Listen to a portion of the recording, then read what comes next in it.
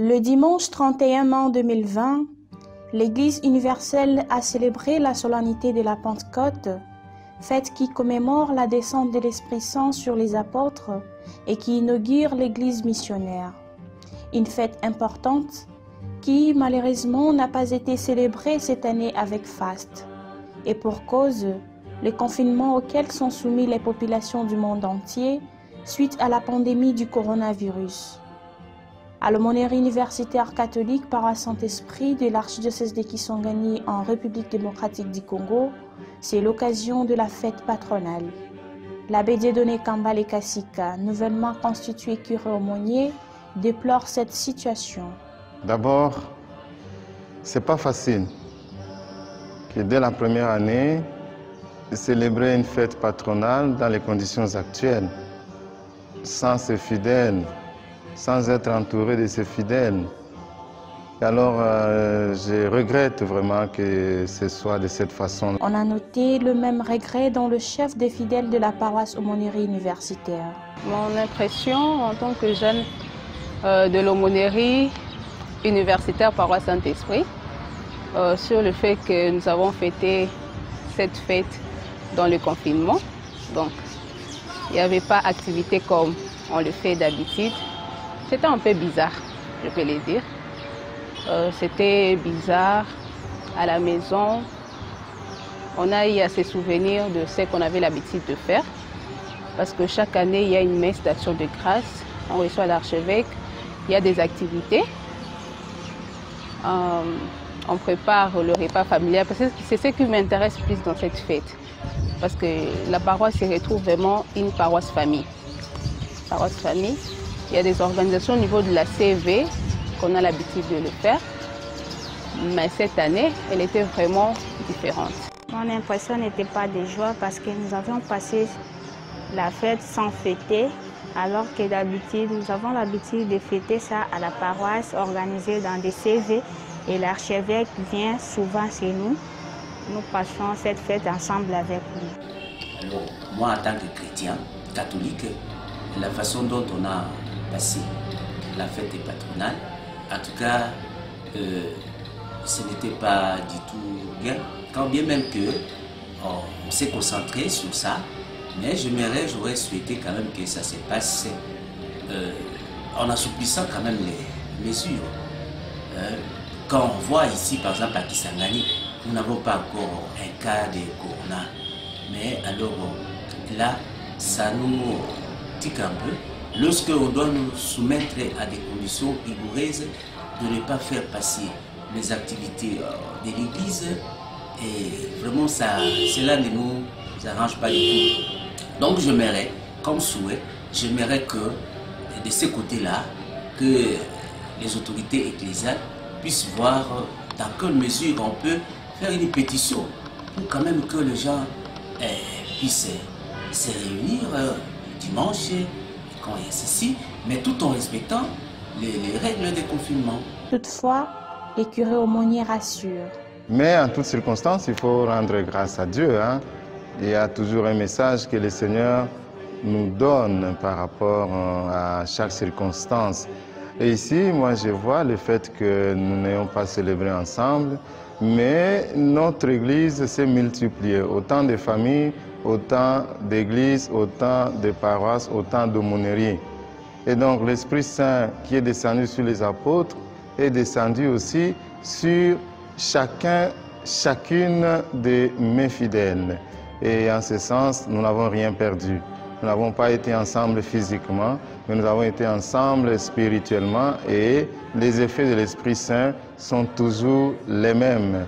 Individuellement, dans chaque famille, l'Esprit Saint a soufflé et l'Esprit Saint a comblé de ses dons chacune de mes fidèles. L'autre assurance, et pas la moindre, est de son Excellence Monseigneur l'archevêque Marcel Outembitapa, qui a établi des liens entre le confinement des apôtres avant la Pentecôte et le confinement dû à la pandémie du coronavirus. Bonjour mesdames et messieurs, les journalistes de Archikis Online. En ce qui concerne le confinement dû à la pandémie de coronavirus, en fait aujourd'hui on demande On a imposé au niveau, dans le monde entier, et ces mesures ont été prises pour éviter une propagation, une contagion de suite de ces contacts humains. Et pour éviter cela, les chefs d'État, les chefs de gouvernement, les institutions d'organisation médicale au niveau mondial, continental, national et local ont pris soin de demander aux gens de rester à la maison, de limiter le plus possible leur mouvement à l'essentiel. Donc, tout cela, c'est pour préserver la vie. Le confinement des apôtres, ils avaient peur d'être tués par les Juifs, à l'instar de leur maître, et le confinement de la Covid-19, c'est aussi par précaution de pouvoir préserver la vie. C'est cela l'aspect, je dirais, de ressemblance, le point de ressemblance que nous pouvons établir sur le plan anthropologique. Comme point de différence, il faut convenir que le confinement, entre guillemets, des apôtres, ça concernait les disciples de Jésus-Christ. Donc un groupe de religieux, un groupe de croyants à la suite de leur Seigneur qui venait d'être tué. Donc il s'agit des croyants. Par contre, le confinement dû à la pandémie de coronavirus, ça concerne l'humanité tout entière. Les croyants et les non-croyants. Tous nous sommes emballés, tous nous sommes embarqués dans cette situation. Et deuxième aspect de différence que l'on peut établir entre ces deux modes de confinement, c'est que au niveau des apôtres, le fait de se retrouver chaque fois enfermés ensemble, c'était en fait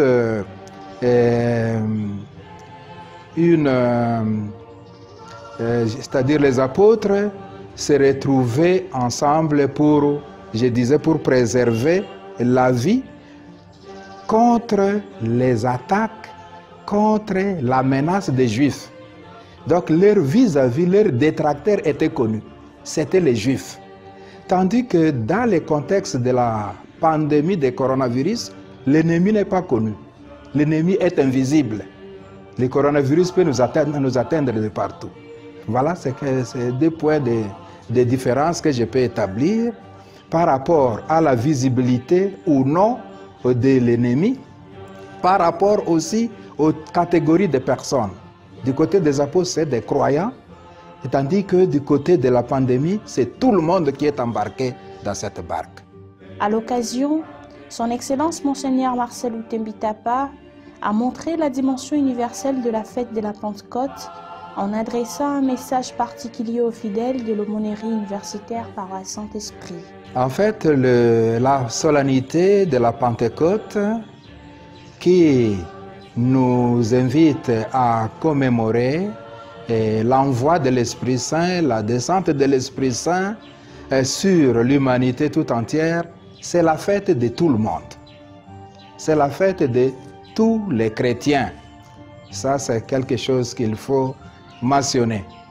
Et nous sommes tous concernés par cette solennité. Je souhaite une fructueuse célébration de la solennité de la Pentecôte à tous les chrétiens du monde entier, particulièrement de l'Église Famille de Dieu, qui est à Kisangani, dont la charge pastorale m'est confiée.